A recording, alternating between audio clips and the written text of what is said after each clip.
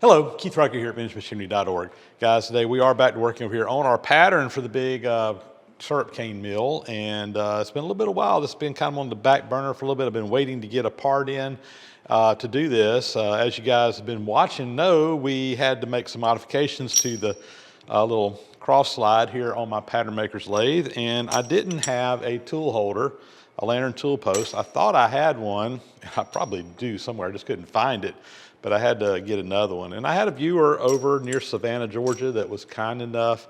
He had one, reached out to me and sent it to me. So that was very, very helpful. Thank you very much there.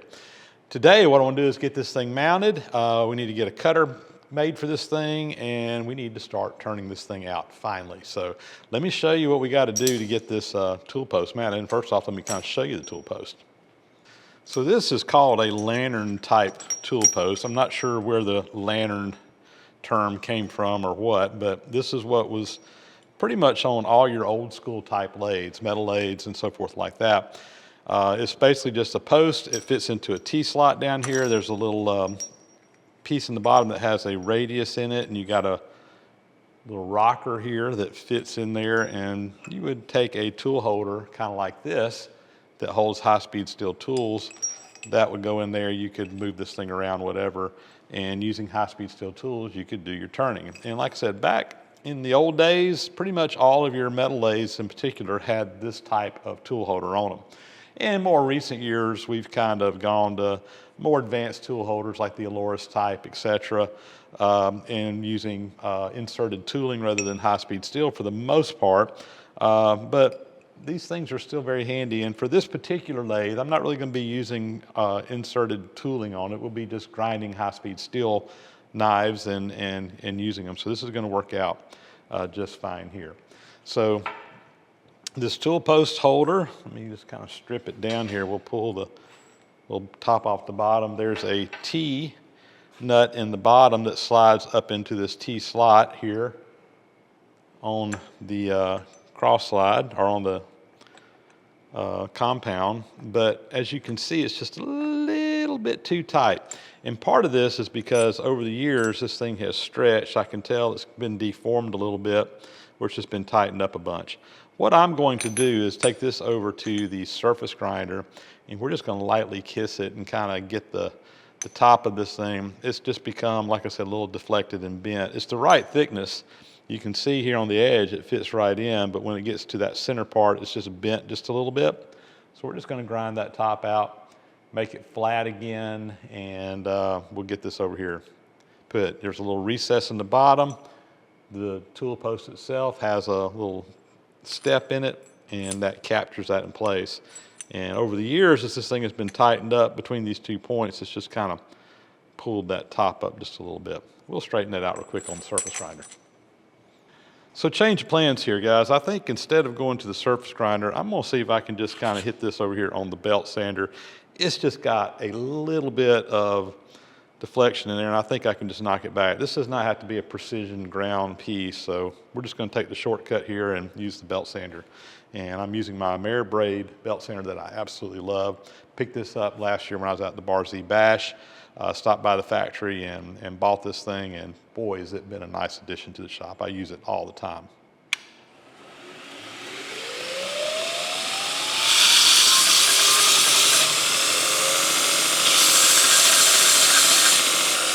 Most of the deflection is on this side. I wanted to kind of even up that bottom. Let's see if we can kind of knock that burr off the top. You can kind of see right there maybe. Let me zoom in and show you what's going on. You can see a little bit right there where the area kind of deformed up. I just kind of hit it over here on the grinder, and needs a little bit more, so I'm just going to take it on down here.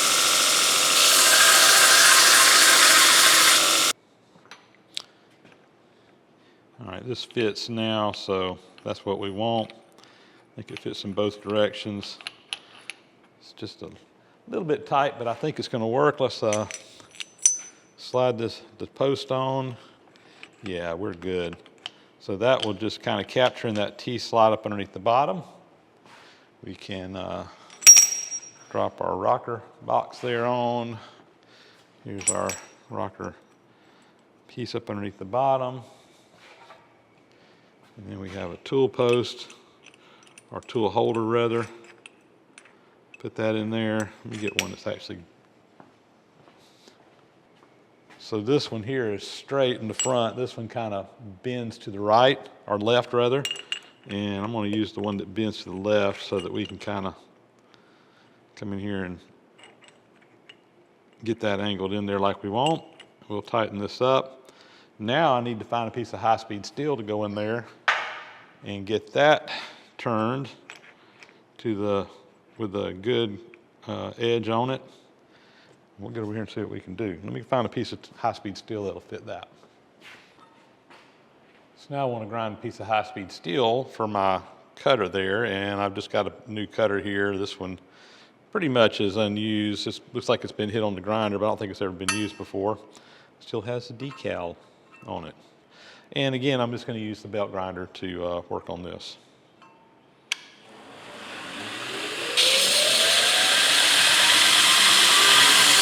Start by getting a nice clean bevel here on the back, all the way up to the top. Got a pot of water down here to cool this with. Almost there.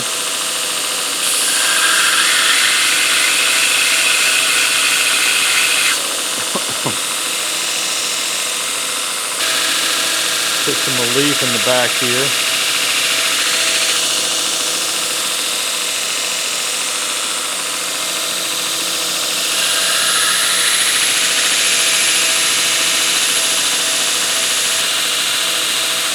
Just making a little bit more of a rake angle on it.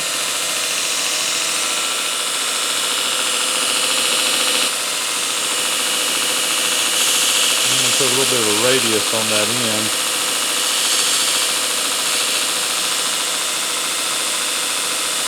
And I believe that'll cut wood.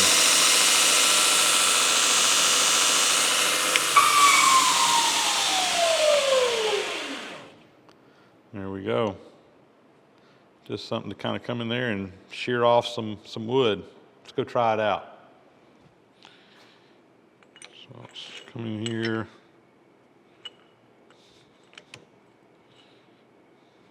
I'm just going to snug this up for right now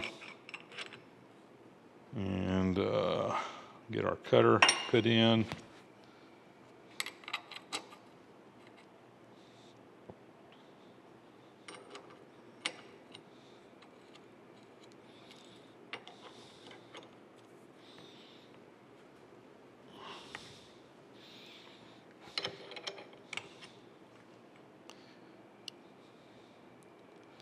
I think we'll try something about like that. I'll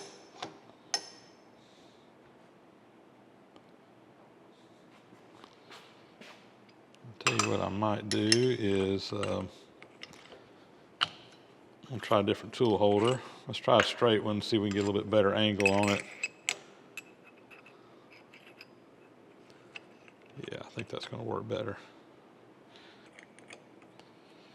Tighten this up.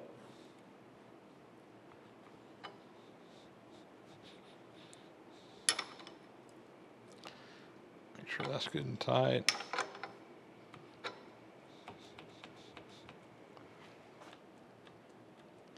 I need to tighten my gibs up just a little bit. That's rocking just a little bit more than I want.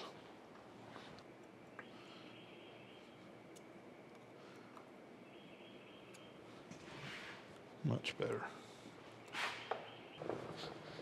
And we will just go right down that piece and cut those off. I haven't used this lathe in a really long time, so before we go too far, I want to do a little bit of maintenance here. You've got some oilers.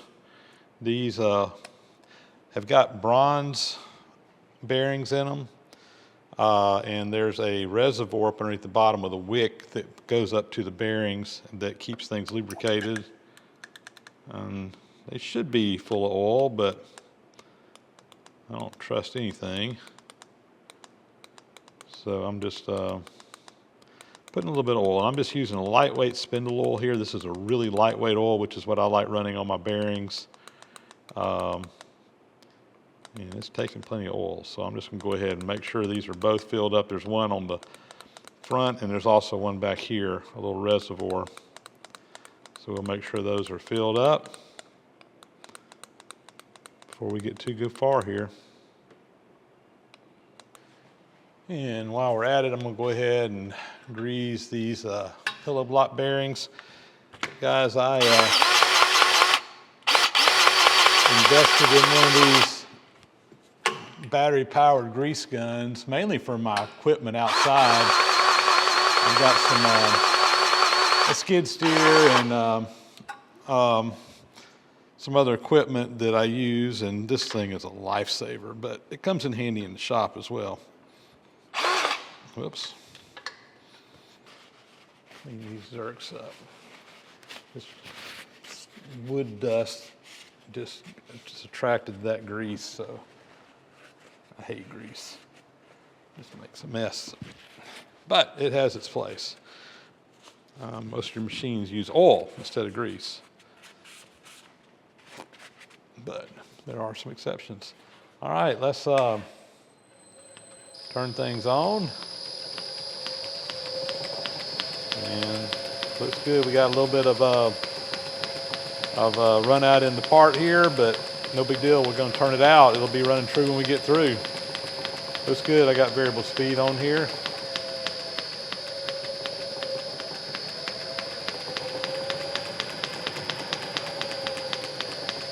And of course, turn it off. All right, let's see if we can do some turning. I'm going to turn things on here. I'm just kind of eyeballing it, look where my greatest run out is at. And I'm starting to barely just kind of shave right up in here. And comes across, so I'm just going to feed in a little bit here. There's no gradations on this lathe, so you just kind of have to play it by feel. Unlike a metal lathe, which has where you can tell how much you're feeding in. I could put an indicator on it if I wanted to. Right now, we're just kind of hitting those wooden plugs for the most part, maybe just a little bit of the wood, and I'm just kind of going pretty coarse, roughing things out here.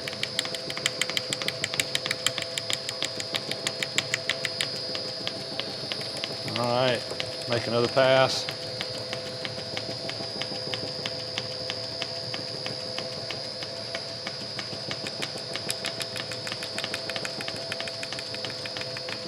I wish this lathe had power feed on it, but I'm the power feed.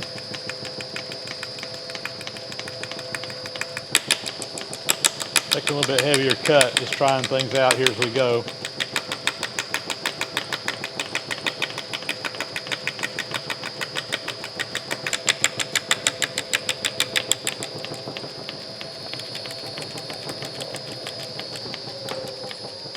I know we're just barely starting to cut, but I just want to see how it's doing.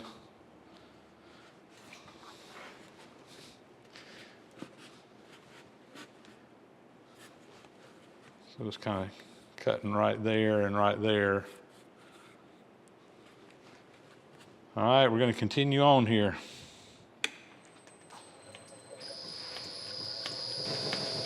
Doing about a quarter of a turn on the hand wheel. I'm not even sure what that equates to, but we'll just kind of take it up a little bit at a time here.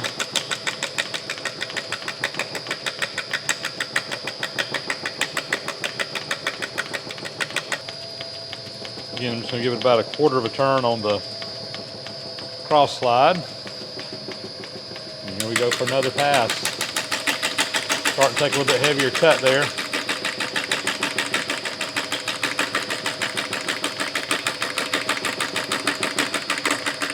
Maybe not a heavier cut, but we're engaging more wood. Maybe a better way of saying that.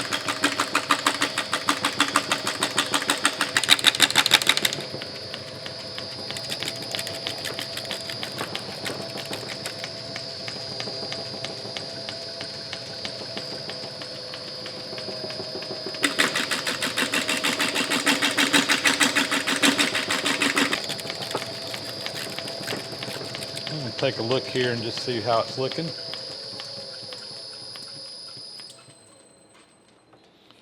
All right, we're shaving some more wood off. We're going to basically start by hitting the corners. We pretty much are hitting the corners there. And we're hitting there and there. So looks like we're hitting, maybe not quite, maybe not on these yet, but we're getting real close. So continue on.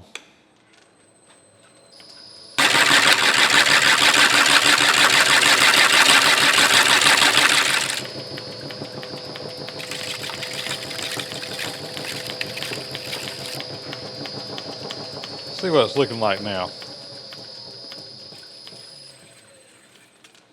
All right, we are definitely getting there. Maybe not quite making 100%. I still got some flats on here, but we are getting close to having this thing at least round. So continue on.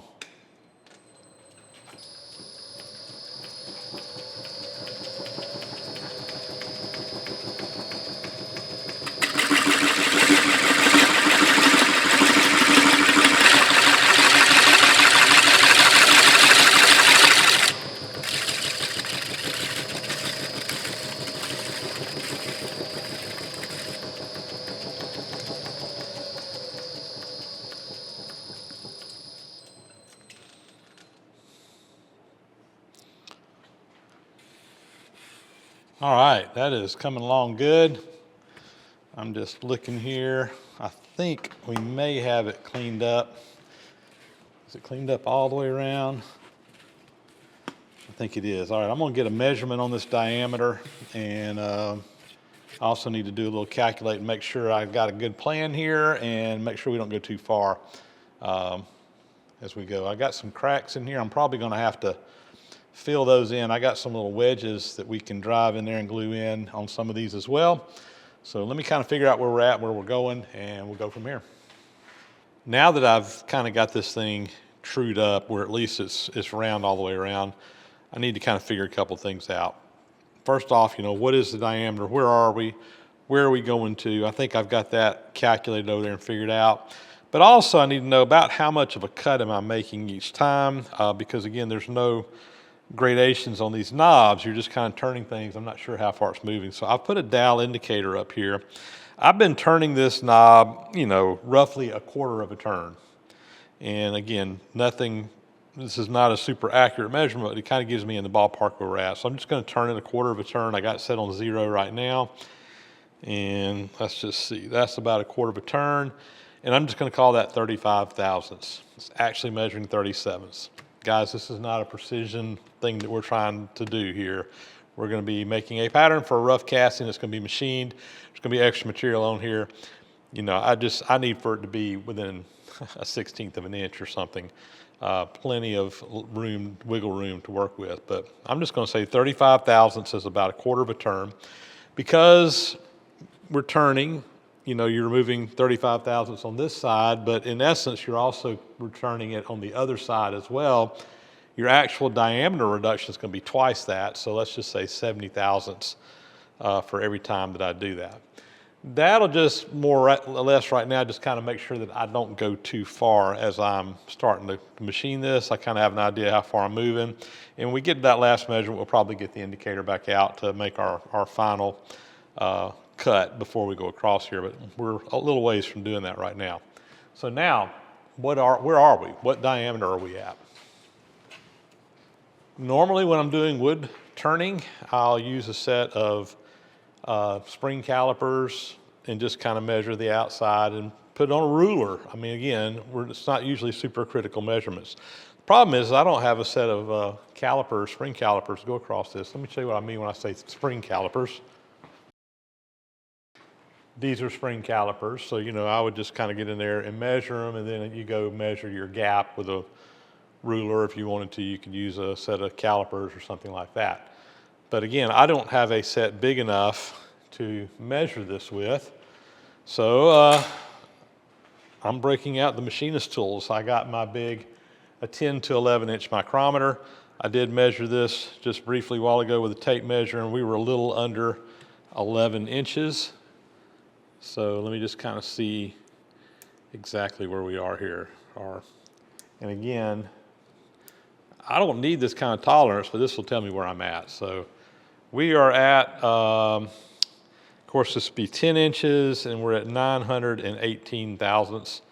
So just to kind of make it easy, I'm going to say 925. Again, we're not going for super precision here. Now, where are we going to? That's the next question. So the finished drum, after it is machined, needs to be 10 inches in diameter.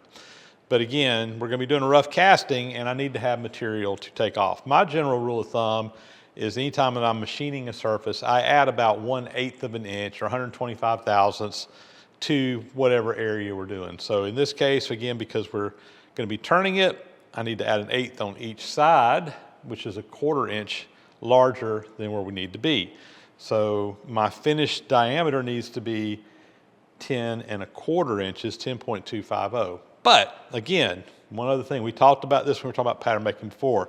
On cast iron castings, you have to take in shrink. When you make the pattern, it's going to be a little bit larger, and once that molten iron comes in here and cools down, it is going to shrink a little bit. Cast iron shrinks roughly at the rate of 1/8 inch per foot. Now, if you do the math, that is roughly 1%. So 1% shrink. So basically, I took the 10.250 and I just mathematically calculated out 1%, and you come up with 10.352. So we're going to shoot for about 10 inch, 350 thousandths is kind of what we're going for. Again, at this stage, we're not worried about precision because we're just trying to have extra material on there to turn off. So 10 inch, 325 thousandths. Again, we were at 10 inch, 925. So we got a good bit of metal, or not metal, in this case, wood, to come off of there. So let's just go ahead and take a few more passes.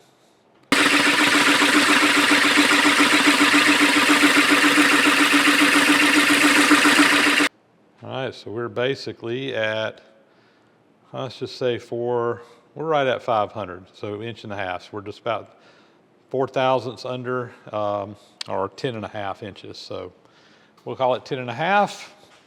So we're within 150 thousandths where we need to be. So before I go any further, I've got these cracks in here. I've also seen where a couple of my screw holes are starting to get through that wood layer. I need to probably put some deeper plugs in a few of these. So give me a few minutes. I'm gonna go around and kind of just plug these up. Now, one thing that I'll note, I got a pretty good gap right there. This pattern is split along this one. I don't want to plug that one up, but the other ones here we'll need to plug up. And my game plan is, when I was cutting these little tapers off of this, I ended up with some little triangular pieces. I'm just going to take and basically take these wedges, glue them in there. I'm going to take a hammer and just kind of drive those in there with some glue, and we'll let that set up and dry. And like I said, we'll fix some of these plugs that are getting a little bit close, and I think we'll be where we can finish this thing up. Just make this easier on me, I'm doing a mark the sides where the gap is that I don't want to plug up. This is the other one right here. Got a little knot right there I'm going to have to deal with, but we'll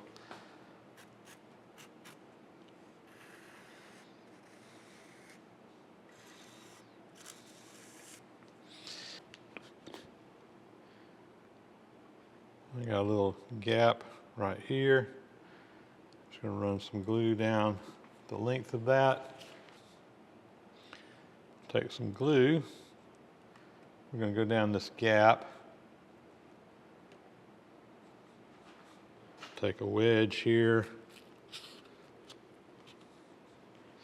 I'm going to take a hammer. Just kind of drive that in there.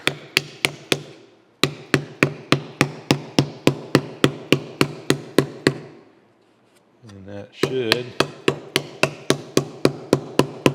fill that gap up.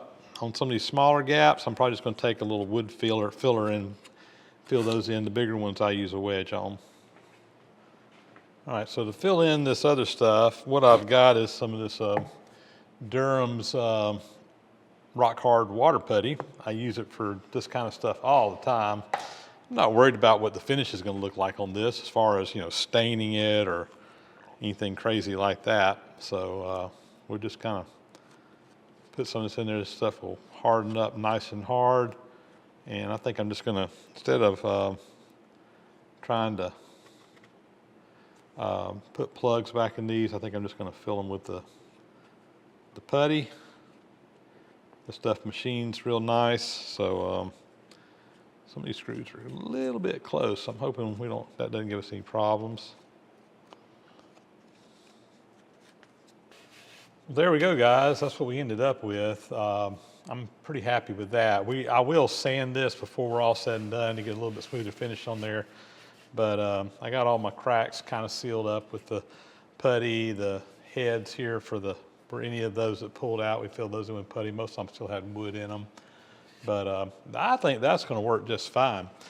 But the drum done here, I did check the diameter on there, and we're within 10, 15 thousandths of where I wanted to be, which again is plenty good enough for what we're doing here. But now what I'm going to do is come over here and work on this part down here. This has got to be turned around. I also want to kind of face this end a little bit. So I think I'm going to have to make a different cutter to do this with.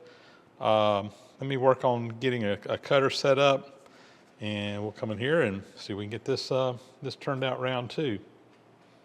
Now I got another cutter in here, basically turned to go the other direction, or to where I can come up into this corner and come out.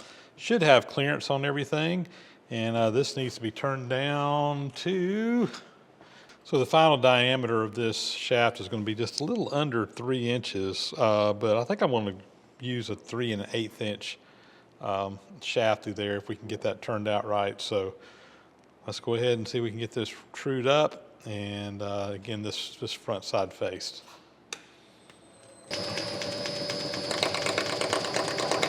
Just start turning this out. I just kind of be rough turning it for right now. We're just knocking corners off, so I'm going pretty quick.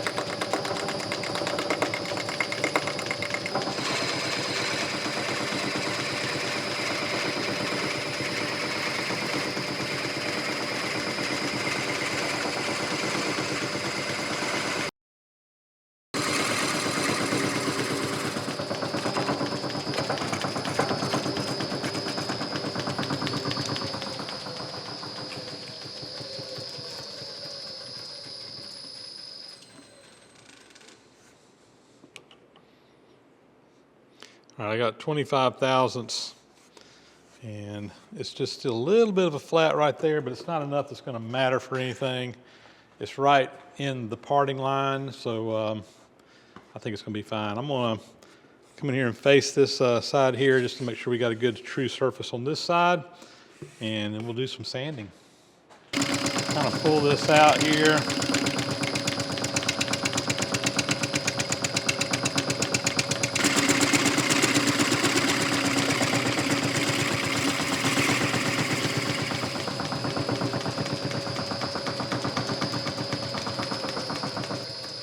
Normally on a pattern you would want to have a little bit of taper on this surface because it needs to pull from the sand, but in this case I'm actually going to be mounting a piece of 3D printed end cap on this. It's going to have some features in it, so I just really need a surface that's just square with everything else is all that I'm after right now, and that's good enough because it's all going to be covered up. It's not going to be, that's not a finished surface. So I think we are through with our turning. Like I said, we're going to do a little sanding next and try to smooth this up, but more or less we got this part turned out like we want. Sanding, I just got a little sanding disc and a power sander here, and we're just going to smooth this up. We'll just do it while the lathes are turning.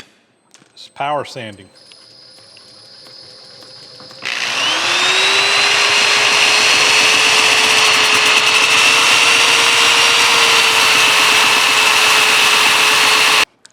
What I'm going to do next is go ahead and just spray this down with some shellac. So just kind of put a little seal coat on the surface. I'm going to let this set up, and then I'm going to come back and do some more sanding. But this will kind of seal it a little bit and just make the sanding go a little bit easier as we go through the finer grits. So I'll just spin this around. I get a good coat of shellac on there, and like I said, we'll just let it dry for, I don't know, an hour or two, and I'll come back and give it another coat of sanding. Well, I think we're going to call this good for right now. Anyway, there is still some more stuff we need to do to this pattern before it's totally finished, but as far as the turning goes and as far as what we're doing here on the lathe, we're pretty much done here. I did go in here and do some more sanding on this. This is really nice and smooth all the way through here, so it looks great. We've got some more features that kind of go on the end of this, and it's complicated, and I really don't even want to try to describe it because this is going to be an unusual pattern in the way it's going to go together. It's going to be a 3-piece mold. So anyway, we'll go into that a little bit later on as we get further along in this, but there are some end pieces that go on here with some core prints. For some cores, it's going to have to go in here. The inside of this drum is going to be hollow. I'm going to 3D print those parts and just kind of apply them to this pattern. 3D printing the whole pattern, while possible, was just not practical from a size standpoint, but the ends I think we can do just fine. So I think we're going to kind of cheat a little bit there. I could do it all in wood, but yeah, I'm going to cheat just to make it a little bit easier on myself. But we are done with at least this step of turning this pattern over here on the Pattern Maker's lathe. Well, there we go, guys. That, once again, is going to be a wrap. I hope you guys enjoyed getting to watch something a little bit different from my channel. Lathe work, but in wood. Precision lathe work, but in wood, using this antique Fay & Scott Pattern Maker's lathe. This is a machine I've had for quite a while, like I had mentioned, I think, in previous videos. Haven't had a whole lot of opportunities to use it over the years, and it's really kind of fun to actually get a chance to use this old machine. So anyway, with that, we're going to sign off. As always, thanks for watching. Please subscribe to the channel if you haven't already. Those thumbs up and comments are always greatly appreciated. Hit that bell icon up there to get notifications when new videos are posted. As always, a big, huge thank you to those who support the site financially through Patreon, PayPal, and now through YouTube memberships, which you can join. Right down there's a button to join YouTube, through YouTube. So I appreciate those who can do that. And with that, guys, we're going to get out of here. We'll catch you on the next video again. As always, thanks for watching.